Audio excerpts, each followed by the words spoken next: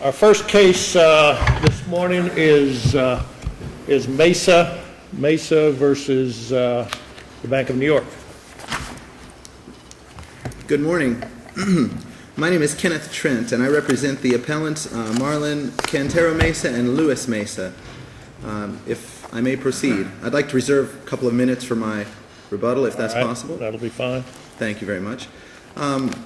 This case actually comes to the court on an appeal of an order denying a motion to quash service. My clients, of course, are the ones who were the defendants in the court below and who filed with my assistance their sworn motion to quash service of process.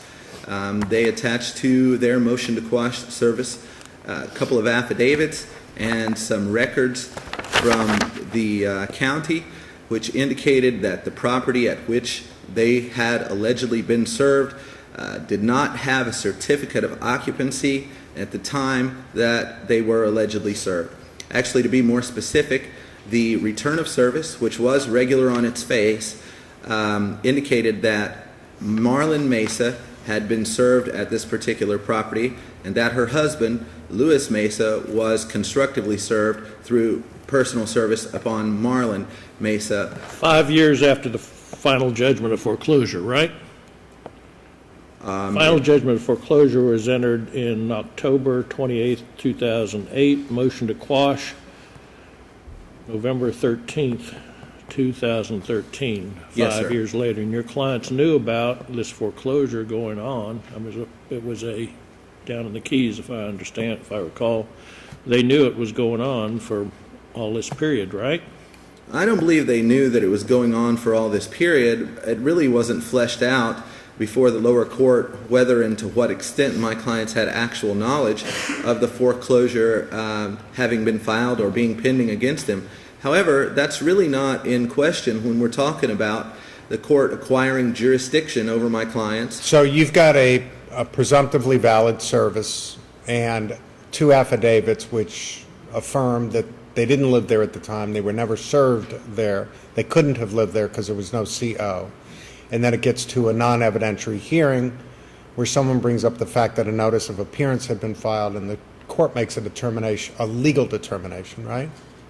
Yes, the court made a legal determination that based on the filing of a notice of appearance at some point, I believe in 2012, that my clients had waived their right to contest personal jurisdiction. And was that a correct legal determination? Clearly not. Even the appellee in their brief, their answer brief, stated, and I quote, the appellant, the Mesa, spent the entire initial brief arguing a notice of appearance does not constitute a general appearance waiving service of process, but this point is not in dispute. Bank of New York concedes a simple notice of appearance by an attorney does not constitute a general appearance. So that issue really has been conceded by the appellee. They argue that the affidavits were insufficient. No, they don't even make that argument, Judge. Well, where it says their affidavits an argument of counsel are insufficient, they don't make that argument? Well, let's see. Clearly, if you're reading from their brief, they did make that argument.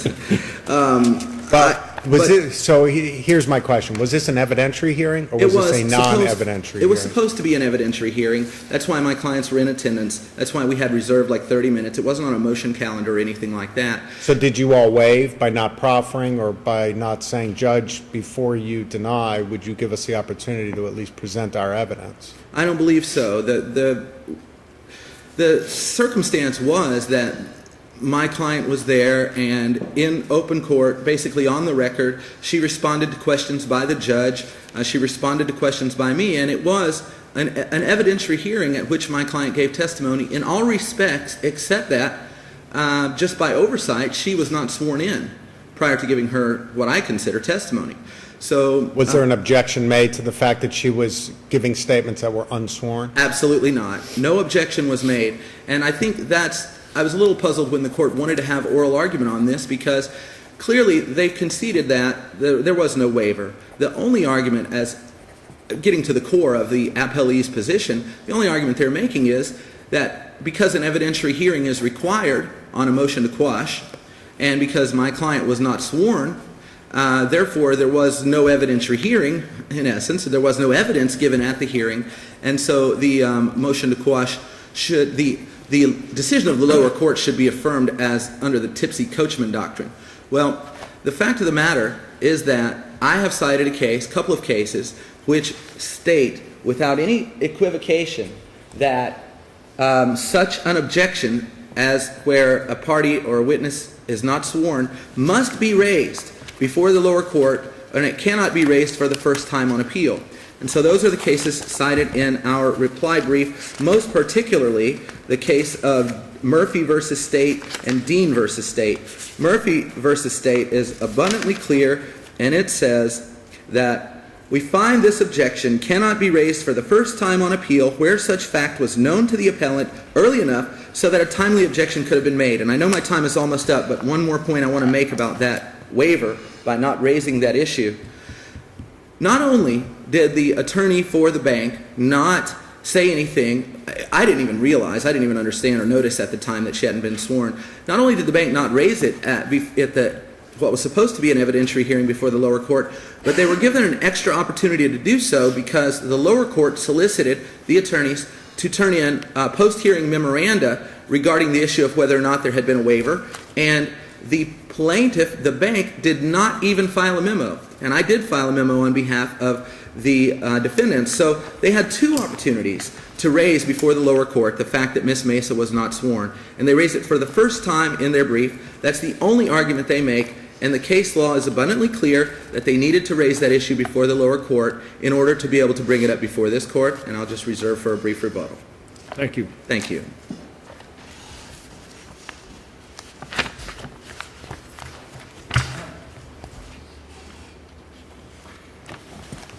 Good morning. Mark Gottlieb of Ackerman LLP on behalf of Appellee Bank of New York. The lower court in this case correctly denied appellant's motion to quash service and to vacate the judgment in this case, which was, as the court has observed, entered more than 5 years or filed more than 5 years after the entry of summary judgment in the case, and more than 1 year after appellants had first entered an appearance. And by the way, there were 2 appearances here, not 1. There was a notice of appearance, but the record also reveals that there was a hearing at which a different counsel appeared for the lawyer, for appellants, and that's actually in the transcript. You'll see that the witness testifies about that additional appearance. I thought the witness testified because the court recollected during the hearing. Don't I remember an attorney appearing on this case, though, at a hearing, and Ms. Mesa said that was another case, so it's at least in dispute, is it not? Well, there is a record minute entry of a hearing that was conducted in this case in which an attorney named Mr. Griffin on October 2013 did appear at what was said as a scheduling or a pretrial conference in this proceeding. There may have been confusion. Where on the record, where does that appear? Are you telling me that that's a docket entry? It's in the record as filed with the court. A minute entry of a hearing on October 17th, 2013, with this case number on it, where it is noted that appearances were entered on behalf of the appellants by an attorney named Griffin. So that's in addition to the notice of appearance that had been filed approximately a year prior to that. But we're not going to focus on that argument, and we haven't, obviously, in the briefs, the basis of the appeal. Well, before you get to that, can you explain to me if your argument, as I understand it, is that they simply didn't meet their burden at a scheduled evidentiary hearing? Yes? That is essentially your argument. Yet, when we read the court's order, the court doesn't make any such finding. The court limits its determination to a legal conclusion that the general appearance by an attorney prior to contesting personal jurisdiction waives objections to the sufficiency of service, right? That's what the court said? The court definitely The court made ruled. no merits determination of the sufficiency of the affidavits or the statements of Ms. Mesa. And was not presented with that at the hearing, and that's why we believe it to be either invited error or a waived issue as far as the appeal goes. How can we determine that the court did or did not abuse its discretion if it made a legal determination of waiver and therefore never reached the issue of the sufficiency of the evidence or the credibility of the witnesses. It never reached the issue of sufficiency of evidence, but no evidence was ever presented or proffered. And the authority we've cited, including the Walkoff decision, is that it's generally not the province of the appellate courts to remand for an evidentiary hearing if the opportunity to present evidence existed below, but that opportunity was not taken advantage of. They had every opportunity to tell the court, we want to present our case. We understand, Your Honor, that you're focused on this legal issue, but we know what the burdens are here. We have a burden under clear law, including this court's decision in Robles, to present by clear and convincing evidence, evidence that this service of process, facially valid, is not in fact correct. It seems or that proper. the hearing went off on this notice of appearance, and there was this question about whether or not it's a waiver or not, and that the judge said, okay, I'll take memos, and if that fails, then I'll go ahead and set an extended trial date as the quiet title action and so on. So it seems to me that the focus was really over on the notice, and that the court, that the parties and the judge were not really focusing over on the personal jurisdiction issue. That is true, but the court never denied them the opportunity to present evidence, and they never offered and said, Your Honor, we have a burden here. We need to make a record. We understand what the law is here. They conceded that the returns of service are facially valid. You're saying that at that point, roughly at this point in the record, that the counsel needed to say something like, well, Judge, if this is not a waiver, then we need to have an evidentiary hearing, something, Yes, preservation. and Your Honor, we'd like to either proffer testimony, or our clients are here, we'd like to put them on the stand.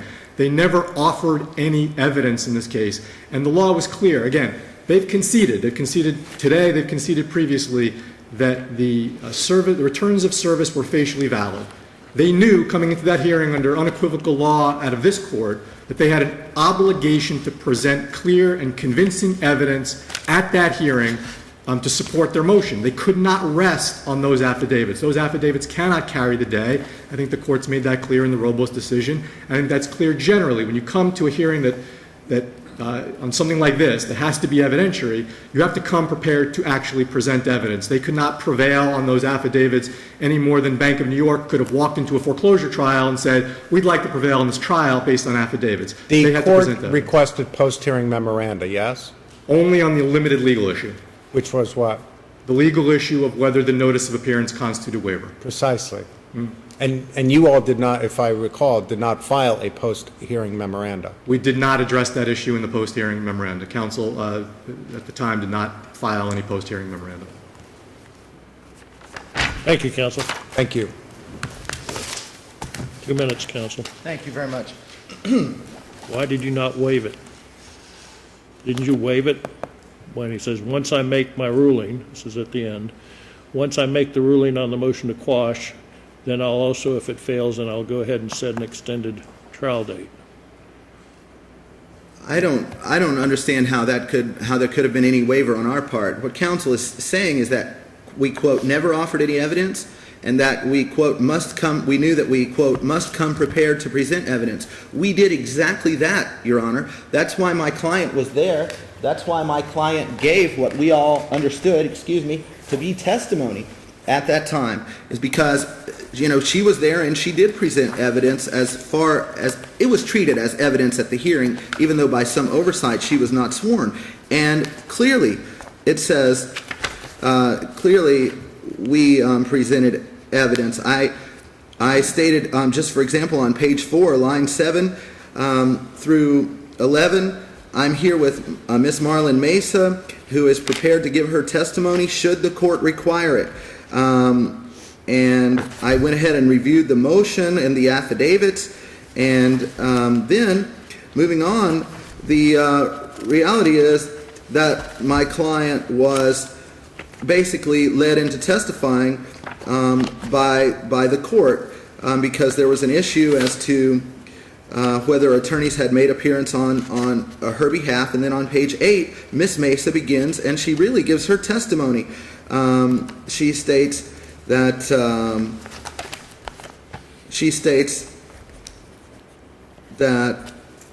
she goes into question, she's responding to questions about whether she hired a lawyer, whether she had heard any attorneys, had any attorneys represent her, and so she was there, she took the stand, she's prepared to give testimony, and then it goes into a long back and forth about whether or not anybody had appeared on her behalf.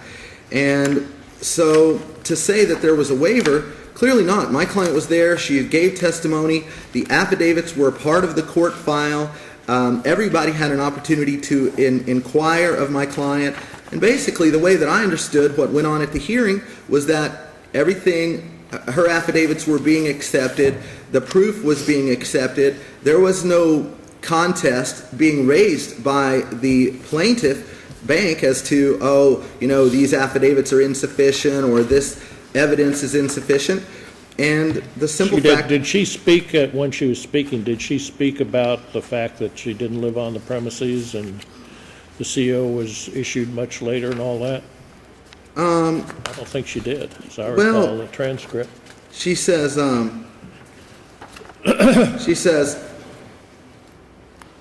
I was under cancer treatment, I moved in with my daughter, I did not abandon my house, squatters came in and they're still there, and my neighbor called me up and said...